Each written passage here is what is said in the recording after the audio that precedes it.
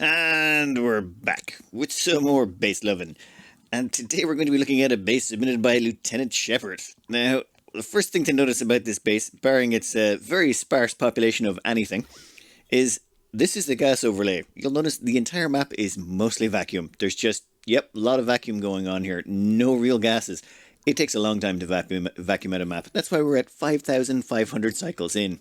Time played, 289 hours. I want to say something about rookie numbers, but no, never mind. First up, we're going to go with a regolith melter. Yes, that's what we're starting with. We're starting with a regolith melter. The regolith comes down from up here at the top of the map, comes straight down here through sort of a counterflow heat exchanger. It's just two slabs of metal right beside each other. And then it flows through here. It's fairly straightforward. The regolith comes around here and it flows through the magma, and when it goes through the magma, some of it eventually melts. You'll see it there actually just, yep, there's another chunk turned into magma, and then fresh stuff replaces it. Then the magma kind of keeps flowing along here until it gets to these tiles, and then the heat is wicked away by this hydrogen cooling loop.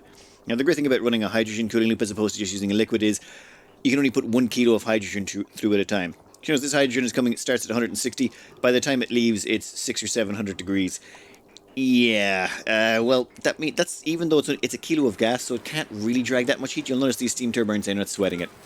Just 1 kilo just means you can slowly drain the heat out without the worry of overcharging your turbines. But where is all this heat coming from the magma? You'll notice there's no volcano around, so what's all of this mess? Well, this is where things get a little tricky. What's going in here is fresh magma comes in and it rotates around this loop. And the magma keeps going through here until it goes below 1430 degrees. Because if you go below 1400 and something, where is it? It's 1403? Yeah, 1409 degrees, the magma will freeze. So the magma going through the pipes, you don't want that to get too chill. And you don't want this, to get too chill either, otherwise you can't melt regolith. So what it does is it rotates through here, and then when it gets through to this point, it gets tested for temperature. If it's below 130 degrees, it gets shunted out of the system. And fresh hot magma gets injected in, that's 1600 degrees. And that's how heat is injected into the system. Of course, this does mean that the magma has to come from somewhere. And the magma is coming from, yes, here's one of the magma obtaining devices. So the magma flows down here, and you'll notice, yep, there's just liquid pumps set up here to pull it out. They go up through here, and the magma gets pulled out by these pumps. And then all of that goes up here. There's actually a second one over here somewhere. Where is it? Yep. So that's 2 volcanoes pumping magma in here that all gets sent across to feed this regolith melter. Okay, but what is that regolith actually used for? Because that generates an enormous amount of heat. You're turning regolith into igneous rock, and that igneous rock can then be used to, run God knows how many steam turbines. I can't even remember off the top of my head. It's a lot. Instead, after going through the counterflow, it comes down through here, and this sort of acts as a storage area, as in it sits here until it's required. Then it gets pumped all the way across here, down it, and then over to the right, and it goes into this contraption. So, you may be wondering what this is. Very simple.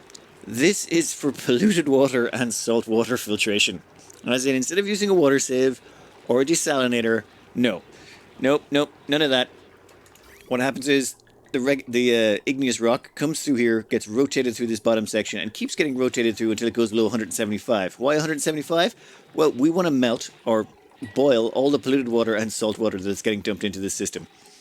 And it all gets dumped in here, boiled, turned into steam. The steam comes down through here, and we could strap steam turbines to it, but no, that's not brute force enough. We're going to brute force it by actually just pumping supercoolant through here and chilling it using supercoolant, so it turns back into liquid and then gets pumped out by liquid pumps and into our system. So this whole strap-on section up here, well, okay, there's actually 3 more volcanoes up here. There's 11 magma volcanoes that I counted in this map. That gets put through a dropper down here. That also gets hydrogen cooling loops cooled, dumped through some steam turbines to turn it into igneous rock, which gets dumped into this section here. That igneous rock is also dumped down through here. So we've got a regolith melter and volcanic cooling going on, or we're cooling volcanoes to make igneous rock. And that igneous rock is then used to clean toilet water. Yeah. That's what the regolith melter is for. I'm not kidding you. That's exactly what it's for. Anyway, all the leftover rock is dumped there, where it's, I assume, used for something at a later date. Maybe, who cares? But there's an overflow on this. This is producing, there's far more magma coming in here than this could ever use. It's not nearly all of it is necessary. So 10 tons of it is stored just in case it's needed for later. The rest of it goes all the way down the corner of the map. I swear, this is a huge long pipe run. This is why the whole map has been vacuumed out, I'd say. And it gets dumped down in here into this contraption. This contraption just takes these 3 volcanoes, plus all the magma pouring in. It also gets moved, pumped through here, dumped onto this section, where another hydrogen cooling loop cools it down. Coming out of here at, what, 800, 1,000 degrees? Yep. Still not driving these turbines too crazy because it's only a kilo of hydrogen per second. That all gets turned into igneous rock. Igneous rock gets dumped across here for storage, and then that igneous rock gets sent across this conveyor rail. Okay, I swear, there's just miles of this stuff everywhere. Here is another volcano hydrogen cooling loop chamber that turns it all into igneous rock, so that all of that can get dumped up here, which all goes across up here. So this can boil petroleum. Or, sorry, sour gas. All the petroleum that gets pumped in here, or the crude oil, gets boiled into petroleum using the igneous rock from 5 or 6 volcanoes that are going around the place. That all gets rotated through here until the temperature of the igneous rock goes below 600 degrees before it gets dumped off into a separate area, which is used for something else. But for now, you will see that there is, where is it, about 10 kilos of crude oil per second coming in here to get boiled into sour gas, which then counterflows up through here down to a cooling area, which then counterflows up through here to get turned into natural gas. Let's just have a quick look at the color gradient there. Yep. Boiling hot, all the way down into freezing cold, all the way back up into hot again. The cooling for this is just provided by an awful amount of supercoolant going around. And it's just brute force cooled up here through a couple of aqua tuners that are strapped to steam turbines. And then the natural gas that counterflows back up here against the sour gas. By the time it gets to the top, any excess heat above 125 is bled out. Then all of the natural gas produced by this monstrosity is dumped across here and into a ginormous section of power. Yep, that's a lot of power right there. That's also cooled down by a giant cooling loop to keep it all at a nice, balmy 4 to 5 degrees. Well, actually, it's about 13 degrees down there near the bottom. That's why the igneous rock from the volcanic timber is not, or the regular smelter, that's not used for anything. Why would it be? You have this much power, you don't need any more. Anyway, where were we? Ah, yes, excess igneous rock. The excess igneous rock from this section then goes up through here and gets fed through this. This is actually a little mini petroleum boiler, and when I say mini, the reason it's mini is because it's strapped on to one of these leaky oil fissures. They only produce about, 405 grams of oil a second, so it's tiny. It's only a fraction of a percentage of oil, but all of that gets dumped across here, gets boiled into oil using the leftover igneous rock from the natural gas boiler, and then all of that petroleum there is then pumped out, cools down, or it actually passes through here to help dump off some heat, before getting sent all the way up here, a little bit dumped off into a cooling tank, before getting sent over to a plastic press. Yes. And that's the first part of the tour. So far we've covered most of the mechanicals. Now let's... Oh, actually, wait. Before we have finished up with the mechanicals, let's cover what happens with the waste gases off this. This is going to follow a theme. There's a bunch of carbon dioxide that comes off of this. Actually, quite a bunch. Let's maybe pause this for a second so it doesn't cause my computer to chug as much. In fact, this feels so much faster than my last map. All of this carbon dioxide comes up here, and oh, there is actually cooling on these. I'm kind of missing it, but there's a little blob of liquid comes down every now and again. You can see as they pump around, the liquid gets recycled, so there's a little blob of petroleum that keeps getting picked up, cycled around, dumped back down again. But the carbon dioxide ends up over here, where it gets frozen. It's literally just full of frozen chunks of carbon dioxide. Yeah, this can only end well. I've done this before myself. You always live with that fear that eventually it will thaw out and you'll end up with a sour gas or an explosion of carbon dioxide. Though, considering it's chilled to minus 240, I think you're fairly safe on that end. But yeah, that's one way of dealing with your carbon dioxide problems. Freeze them all solid. Oh, and Lieutenant Shepard also kept their oxalate spiral.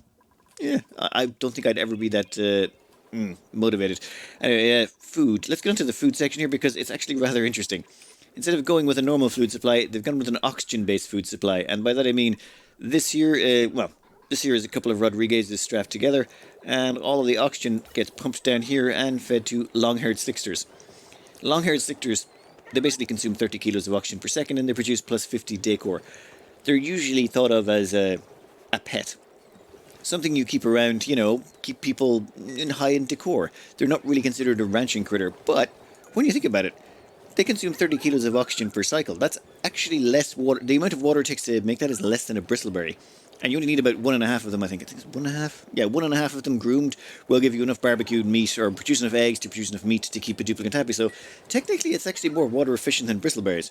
And instead of getting bristleberries, you get barbecue out of it. So yes, this entire base seems to be running on long-haired slickster meat, which, yep, that's a first for me too. Simple enough cooking system. All the eggs get dumped down here.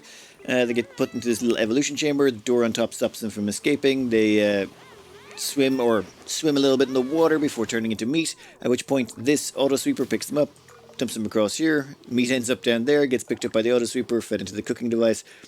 Cooking gets into across here and put into a little storage area in the corner. Now there's 15 dupes here. There's actually 16. There's one in a rocket at the moment currently. Place has been all carpeted up, as you can see. They went with the carpet strategy. I've never been a fan of carpets myself. It reduces run speed bonus. I always prefer diamond tiles, but you got to admit, it does look pretty tasty. That covers most of the actual living quarters. It's even got showers. I've never been decadent enough to give my duplicants showers. Respect. Where were we? Yes, water storage. Now, all of the water usually gets shunted all around the map and ends up coming in here through by the two electrolyzers. However, if it overflows, as in there's too much water for the electrolyzers, it overflows and sent in here where it is frozen solid. There is many hundreds of tons of liquid there. Wow, that's a lot of liquid. That's an enormous amount of liquid. Instead of trying to store it in a liquid tank and then just dumping the rest, it's all frozen solid because you can store as much water as you want on one spot. There's even a robo-miner. I presume there was some problem with blocks forming in the past, maybe present, future. If, however, there's a storage tank down here, and this has a backfeed right onto the oxygen system. So if this starts to run out of water, as in there's not enough water coming in because, I don't know, all the vents go dormant at the same time, you can pull water out of the section. Once the water drops below this point, what'll happen is this will activate this conveyor loader right there. And once that conveyor loader activates, it will dump ice around this, and the ice will basically melt in the water. Reason being, there's a couple of liquid temperature in here to keep the temperature nice and warm. So, yep, that's one way of storing your water and just keeping it for a lack of rainy day. And here's two statues of, thumbs up living on top of a slickster. Okay. Okay, over here, this is the liquid O2 and liquid hydrogen production. And yeah, this is even more brute force than normal. And by that I mean, here is a bunch of oxygen coming in and a bunch of hydrogen. And what's happened is, it's instantly frozen solid. There's no attempt to keep it at, any liquid temperature. This is just some super coolant in the bottom, an enormous amount of cooling just thrown at it. And all of the oxygen that comes in is instantly frozen rock solid. Hydrogen, same thing. It gets sent in here, immediately gets frozen solid, and turns into chunks of hydrogen bottom. There's just so much. There's 25 tons of hydrogen in that square. 1, 2, 3. Actually, there's over 100 tons. Actually, there's over 150 I can see there. There's a lot of hydrogen. If it's required, it gets chucked onto this conveyor rail and sent down here, where there is a liquid tepidizer attached to the liquid hydrogen tank. So what happens is, it comes down here, gets rotated around, and the solid hydrogen gets melted whenever it's needed.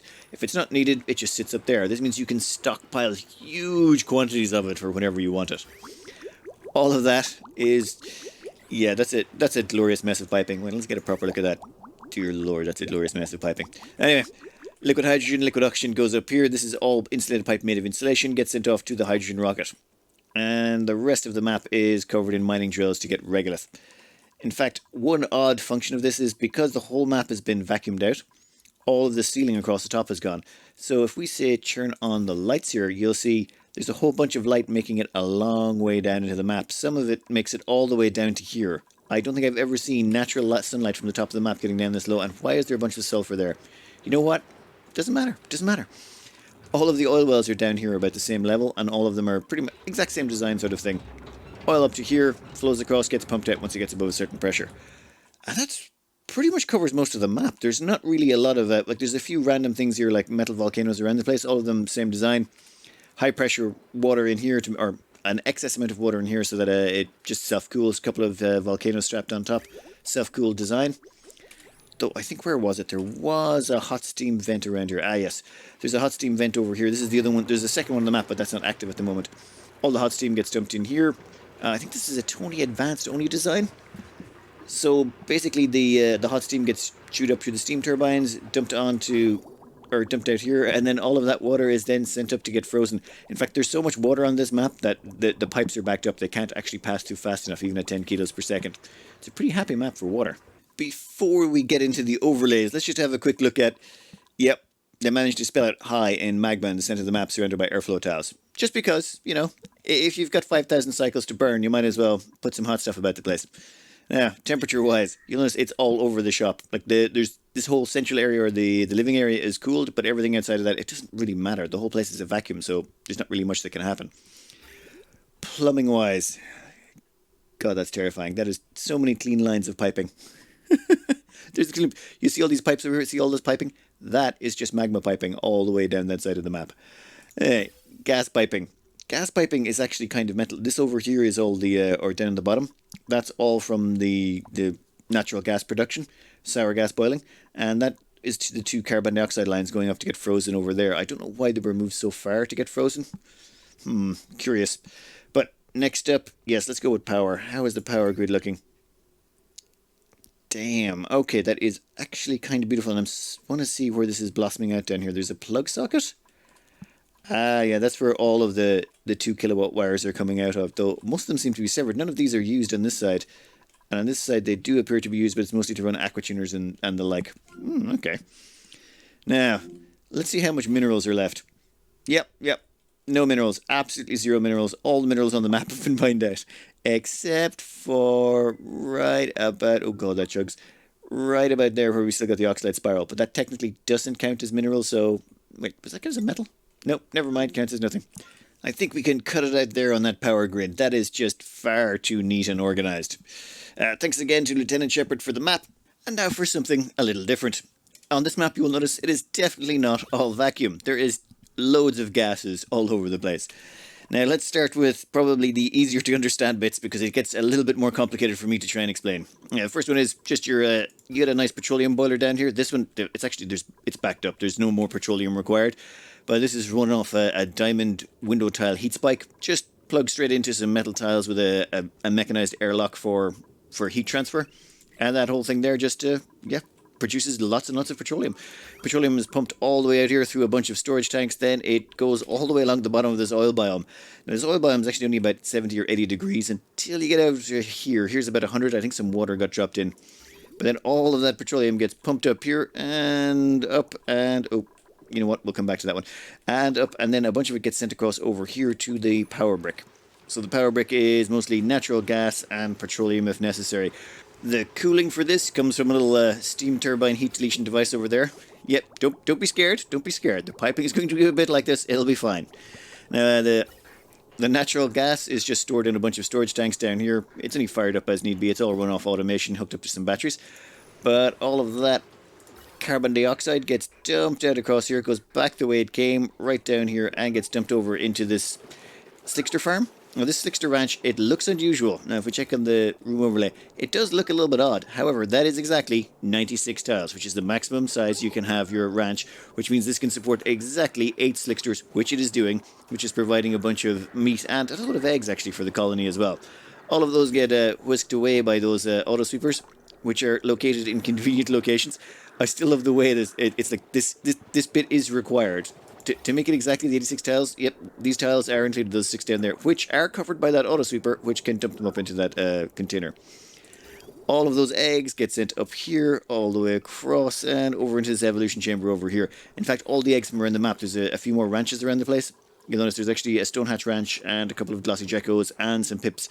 And they all come in here where they get dumped into these incubators as necessary. Now, whereas Stonehatch is here just for producing a little bit of coal. Another Stonehatch ranch up here, though I think these are really being decommissioned and phased out. And if we go up here, we've got ourselves all of our little plastic Dreco ranches. There's 2 of them across here, and then over to the left-hand side, we've got ourselves some pips. Would explain the 8 million calories. That's an awful lot of pepper bread, surf and turf, and frost burgers going on right there. Never mind the frost buns. Now, that's going to take us on to the home base. Now, the home base is situated right about here. Oh, one second. Temperature overlay is fine, but the room overlay is what really gives it away. There you've got your recreational room, your great hall, bunch of bedrooms with washrooms at the back. Same thing on the opposite side, several bedrooms with washrooms at the back. So this one, these bedrooms seem to be sort of integrated into the kitchen section. So that is where all the cooking goes on. Also, infinite food storage, jammed in between these sort of liquid locks. But these liquid locks are a little blob of crude oil, followed by petroleum on top, just to make sure. And you'll notice there, doors are, people are only allowed one-way access, so people don't try and go actually in there. Oh, and Ada's just going to sit down and have a snack on the ground, because of course she is. Anyway, there's actually a bit of a power spine going up the back here with small transformers to power everything. Now, next up, let's do space. Over here we've got your liquid oxygen, liquid hydrogen production. Fairly straightforward design. Couple of aqua tuners. You got yourself your supercoolant, and you got yourself your thermium piping. Runs through here. There's actually a couple of liquid reservoirs to even out the temperature going around. But yeah, liquid oxygen, liquid hydrogen production. The liquid oxygen actually comes down here, and it splits up at this point. Half of it goes left, rotates around through the base of the rockets, and then comes all the way back in. And combines it back in with the stuff that went right. The stuff that goes right comes out here, goes all the way around the rockets, and comes back in. And it all meets back up and gets dumped back into the tank for rechilling. Hydrogen, slightly different story. It comes down here, gets sent across, goes all the way around the rockets and comes back. A little bit of a loop-to-loop, and then comes all the way back in for rechilling. Fairly straightforward, fairly simple. Now, where is it? Yep. Just this is one of those different miner designs you can do. What happens is this miner here basically covers this entire section. It also covers this spot here all the way up along this V shape, and then this one here covers that length of the V shape and that length. Sort of, it's a V miner style.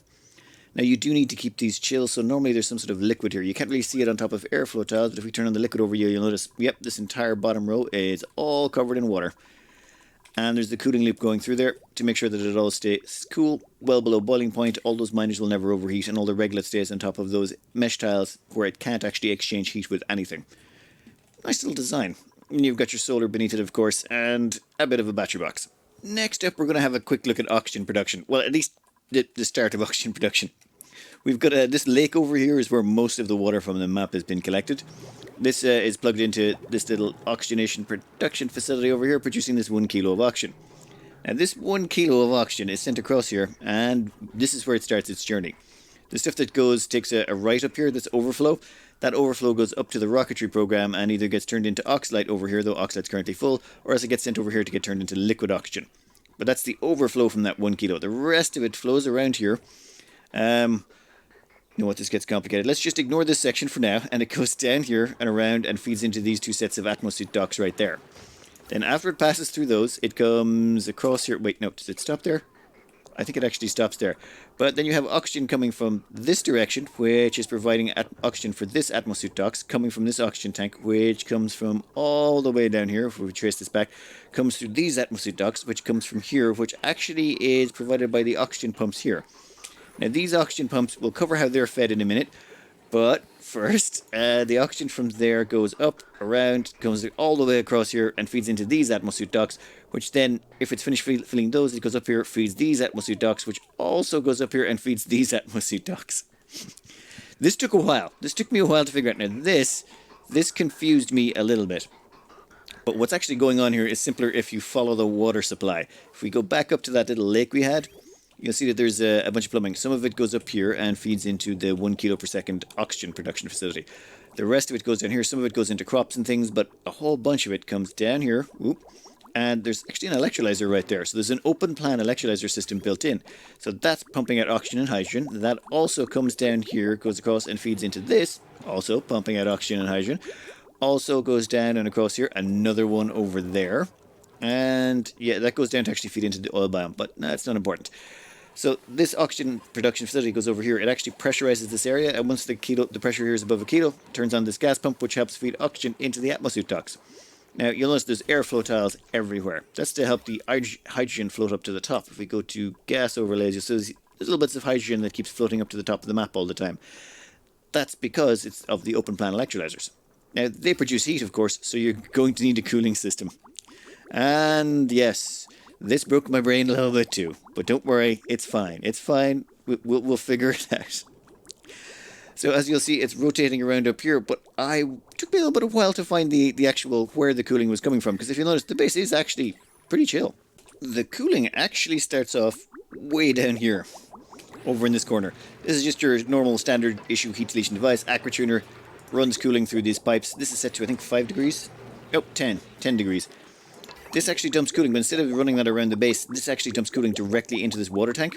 This water tank is sort of a collection of a bunch of water as well. This all gets pumped into a bunch of storage tanks, just to make sure there's a backup there, and then that all gets pumped across here, which then goes around sort of like this mini industrial area down here. Then, after going through that, you see it's radiant pipes all the way along. So it's starting off quite chill, about, what, 15 degrees? By the time it gets out of there, it's about 17. Then it goes all the way up through here. These are all just regular sandstone pipes. They're actually pretty conductive. This is all switching to igneous now. But then that all rotates all the way around through the base. In fact, not only does it rotate through the base, it drops off water at the toilets and sinks. You'll see that's actually plugged into the toilets and sinks. They're dead ends, though, so it'll just keep pumping across there. And then it goes all the way around and up through here. From what I understand from the email, this was meant to be bristle blossoms and stuff, but they were eventually ripped out because the temperature was a problem, but they eventually got the cooling in. It was too late. They'd switched to ranching at that point anyway. So then that rotates all the way down, way around, back down. This actually also feeds those showers as well. Goes all the way down here, and then it comes across and gets sucked across this section and dumped into this liquid tank. I think what happens here is, well, it hasn't exploded yet, so I assume that there's some sensors set up here, as in this one here. Once it goes above a certain pressure, it should, activate and drop stuff off, and water gets dropped down there before eventually going right back into this same tank it started in. Well, that's my theory. I haven't been around long enough to see if it worked out. Next up, let's check out the industrial brick. Alright. Fair warning. What the hell? Bit of brain breakage went on here a few times. From what I can figure out, let's see. Down here you'll see this petroleum line. This petroleum line is actually running all the way from the bottom of the map. So this is fresh from the petroleum boiler. It comes across here and feeds into these metal refineries.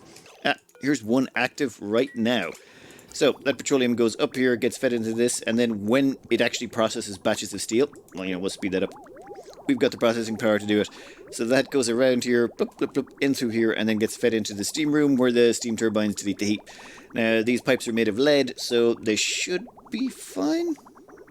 Yeah, it comes into 234, it goes all the way around. What temperature is it going to be on the way back out? 190. So I think there's a little bit of a rotational system built in there, so it will keep rotating until it's actually bled out enough heat, at which point to be allowed past. What's this set to? 150. So once it goes below 150, it's sent right back down here and dumped right back into this system, which feeds into the petroleum. Wait a minute, one moment. Here we go. So it comes down here across and gets dumped into this liquid storage tank. Now I presume this liquid storage tank then feeds onto something else, or probably... Oh no, it feeds right back into the metal refinery. Okay then. So that's this. Now I know the rest of the piping looks kind of crazy, but what's actually going on there is this one large cooling loop going around the outside edge. That's all just fed off this one aquatuner. So this aquatuner here is set up... There's the temperature sensor over here. This temperature sensor is set to 18C, and that just keeps that cooling loop rotating all the way around the base. It even rotates around here. It's on a little bit of a priority thing to cool down the hot polluted oxygen, which, yeah, that seems to work. Okay, this was so much more complicated to try and wrap your brain around. The thing about organic bases is they look cool. It's just the hard part is trying to figure out how it all stuck together. For example, this here is all the hydrogen. So this is where all the hydrogen gets stored from the oxygen production, though that can be that's fed into the hydrogen generators, and based on the automation, it's one of the lower priority ones. However, if it does back up, there is automation built in so that if it backs up in the pipes, it will activate the hydrogen generators. Whew. Yeah. Oh, and there's morbs over here. Well, there's a couple of morbs hanging around over here. I have no idea why. Before we check out the power, gas, all those overlays, I just want to have a quick look. There is atmosuit docks here, and these seem to be for going up into space or dealing with this area. There's no way to get up to space without going through the transit tubes, so you can't take ladders or fire poles up there. Smart choice. It just means it forces them to take the transit tubes, and it's just so much faster. But yeah, there's two atmosuit sets of docks there, but that also manages this Dreco farm. And there's another set of atmosuit docks over here for this Dreco farm. And then there's another set of atmosuit docks over here for these pip branches, which are in carbon dioxide. This was to produce clay to help with mealwood production, but I don't know. Food just kept going up, it seems, according to the mail. Then there was what? There was another set of atmosuit docks. I'm missing them. Where are they? Yes, there's another set of atmosuit docks over here for the morbs and this ice biome over here. And here, there's a set of atmosuit docks you have to come down through here, and this is the only way to gain access to the bottom half of the map. There's another set of atmosphere docks there as well, and this is for gaining access to the industrial brick. There's so many atmosphere docks around the place, it's kind of mad. Still, gotta love it. It's just, it seems like it organically grew, and it's just a case of, oh, we need to get in there, oh, atmosphere docks, oh, we need to get over there, atmosphere docks. Industrial brick, it was pretty solid, but I do love the power brick as it just looks like absolute chaos. And there's literally, it was like there was a natural gas vent here, which is why the whole power brick sprung up around it, I think. Anyway, let's have a quick look and see what it looks like from the overview screen. Looking at the mineral overlay, there is a bit of fossils left. You've stripped out the oil biome entirely, but there's actually several biomes that have a little bit of fossil in them. That's a little bit more unusual, but yep, oil biome pretty well stripped out. We'll give you a B+ on that one. What am I kidding? We don't grade anyone in these. All bases are created equal. Let's see, temperature overview. Yep, your core base is looking nice and cool, but except for your industrial brick, kind of to be expected. Wait, is that the industrial brick or what is that? Ooh, that's actually some of the side bedrooms. Ooh. Anyway, next up, we're going to look at the liquids overlay. Let's see what the piping looks like. Yep, that looks like a very organic base, all right. Damn. Though the rockets do look absolutely amazing up there. Now let's just have a quick look at the gas overlays. Yep, solid. Oh, you can see where all the gas has been pumped up. There's some natural gas coming from the oil wells down the bottom of the map. And then, what was it? Ah, yes, power. Let's see what the power spine looks like. Yes, that's what we're looking for. This makes me feel better about some of the power grids I've made. That's actually a solid link. You've got a heavy watt spine going all the way down to the petroleum boiler. Damn, solid work. Going all the way around and up. Okay, so there's a massive power spine. Dear Lord. That goes all the way around. I was not expecting this. Oh, wow. That goes all the way through there, through the industrial brick. So there's sort of two legs of it. One going up the right-hand side, one going up the left. And then that one continues up and goes all the way up here to... Oh, there's the... We've got a little bit of a volcano for a copper volcano tamer over here. The self-cool design. Yeah, self-cool design. And the power from that still keeps going up and goes up to a bunch of transformers here that feed into the rocketry program. I think the other leg over here should go up and feed into the solar on the left-hand side. Ah, there we go, yeah. Very nice, very nice. Yeah, I'd like to, big thanks to Screaming Pics for this map. That's probably the most unique one I've seen in a long time in terms of just organically stuck together. Thanks very much again for that. I think it's been a while since I did base loving videos because, yeah, I've got 30 minutes of footage already and I've only done 2 bases. I've definitely gotten a little bit slower about doing it. Apologies for that. I hope you enjoyed. Big thanks again to Screaming Pics and LtShepherder for their map. The maps will be linked down in the description if you want to load them up yourself. Just have a look about and see all the different designs. Anyway, thanks again, guys. Hope you enjoyed and good luck.